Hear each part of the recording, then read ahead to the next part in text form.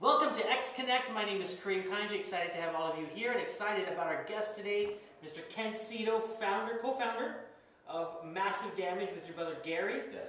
Thank you so much for joining us. Thanks for having me. No worries.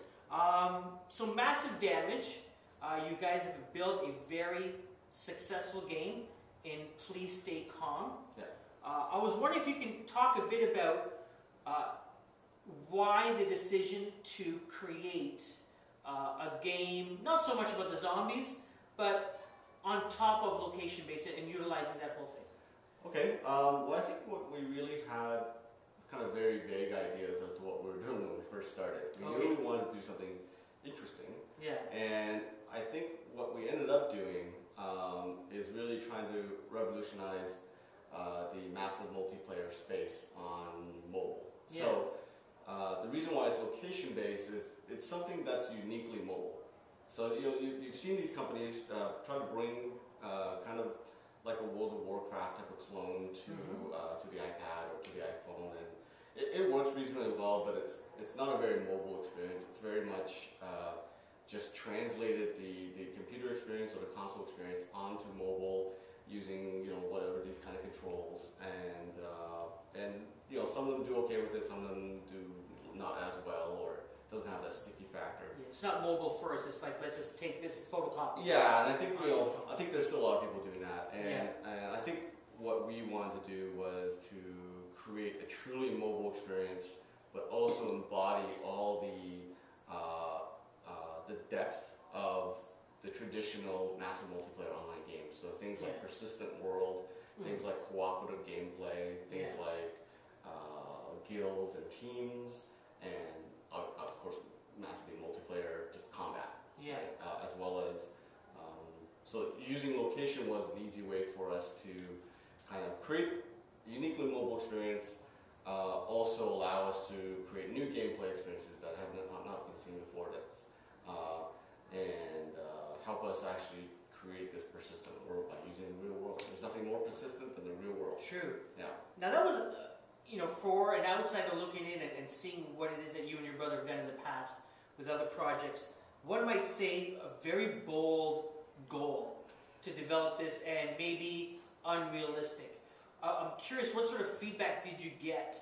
And did this, did you get a lot of positives, did you get a lot of negatives, and guys kind of stick to what you're good at already? I'm curious about that. No, I think the stuff we've done earlier at N-Loop was kind of a precursor, I guess, to this stuff. We were always big on gaming, and we were just trying to figure out how to make our mark in gaming. Yeah. And this idea, I think you're right in that it is quite a complicated idea. Yeah. And I think it would have been more intimidating if we actually knew what we were getting into. Okay, yeah. You were naive and said, hey, let's just do this because it sounds good. Yeah, exactly. Sometimes ignorance is bliss. Yes. So we did not start off to make, the redefined or the definition of massive multiplayer on mobile, but that's actually what we ended up doing. So now we have a pretty large staff for our type of company, still quite understaffed compared to some other companies doing MMOs, but these guys are working really hard on a very, very complicated project. Yeah. We're still solving problems because of the complexity of creating an MMO. And I want to talk about some of those problems, but a little bit later. But I'm very curious. You wanted to create a multimedia game. You wanted to, multi-platform, multi-players, and utilize the location base. And so, what was the inspiration in terms of Please Stay Calm?